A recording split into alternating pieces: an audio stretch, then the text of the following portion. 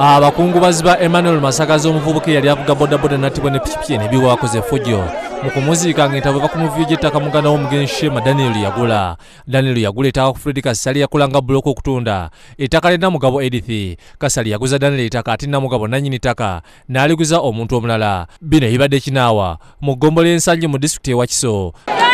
Yatunda poloti, bwe yatunda poloti ne bagigulanga abantu bangi kati nga bagikayanira kati tuddidde omuntu muganda we yagula poloti ey'empewo kati tumuziise woono omusajja yatunda empewo gwe bayita Fred amaka ge gano gwe tuziise omuntu poloti mu lujalwe poloti tugirese kubanga bagikayanira abantu bangi yagiguza bangi tugireka ntujja wane wakawe wennyini mu lujja tuziise tufunye poloti eyaffe n'asayiningako ne poliisi emututte kumusiba lwabukumpanya mukumpanya omusajja atunze tuguze ettaka tebwa amaze tuguze ettaka amaze n'atwefulira n'atugamba ettaka siriri yali bro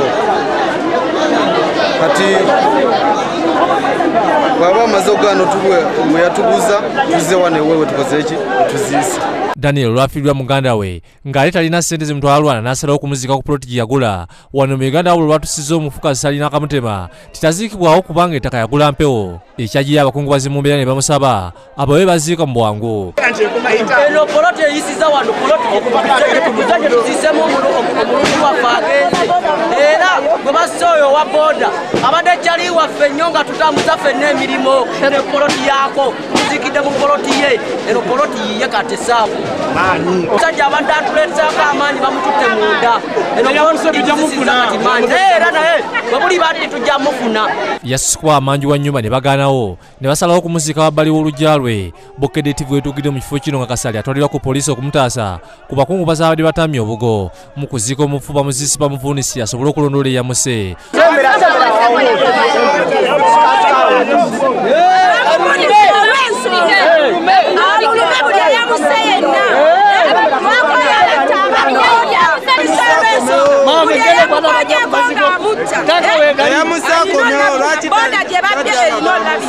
Basi kumuziika nga taliiko bbaati nga bayeeko ttaka lyokka wabula be babadde bamaliriza emmotoka n'ereeta amabaati emiti ne seminti ate ne bamuziika ne baddamu buto okumuziika.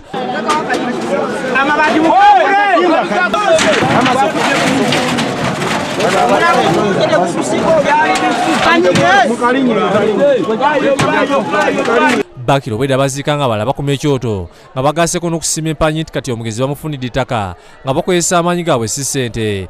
Okwawukanako ne mu kuziika okwa bulijjo mu kuziika kuno tiwabaddewo okusabira mufu n'obaka obutongole wabula nga bamaliriza okuziika bayogedde ku ngeri gye basaasanyizzaamu ssente mu kuziika kuno ssaako n'okwongererako ebigabo ebigumya omufu nti gyagenze nabo gye balaga. Musanvu gatusaasaanyizza ng'ababodaboda n'abamu abatukwataganyizaako mu balinyema baliyo ddala bannange. Emmanuel alese abaana basatu abalenzi babiri n'omuwala omu omwana omu ali Rwanda.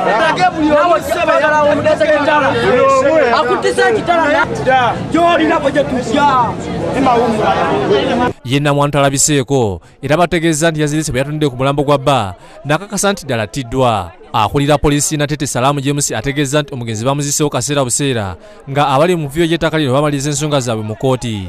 Ayongedde n'asaba abakungubazi okubeera abakakamu nga bwe banoonyereza omutemu eyajje Emmanuel mu bulamu bw'ensi eno.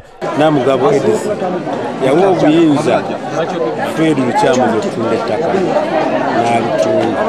Namugabo Edith n'aliguza omutonda Kaddaimana Charles yagula ettaka kuva ku buyinza bwa kono ku Fred Lukyamuzi yafula muganda gwe basse amababbi abamuse bwe bamuse n'abanga alina okukola ki okuziika muganda lwaze awatamanyi kiki kifa kulya ttaka ajja aziike muntu we agenza olunga kati ettaka limu enkayana kati ono buloka bamugamba okuba nti awaki banaaziika omuntu oluvannyuma ensonga zaabwe nga bwe ziri mu kooti bazimalirize bafune banamufuna ki banamu ekibanja ekirala.